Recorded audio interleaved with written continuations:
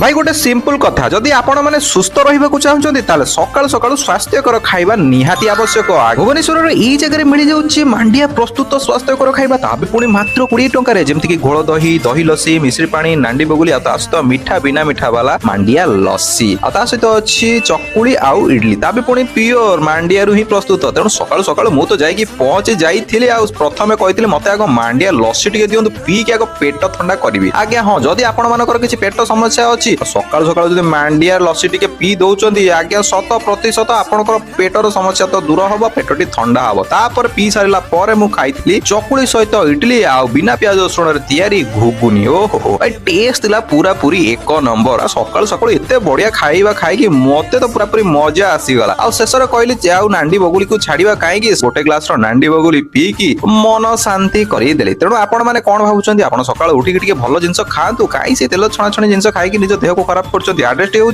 Near Lingaraj temple मो bus stop old town Bhubaneswar. जातु खातु और टेस्ट करूँ रही बाय।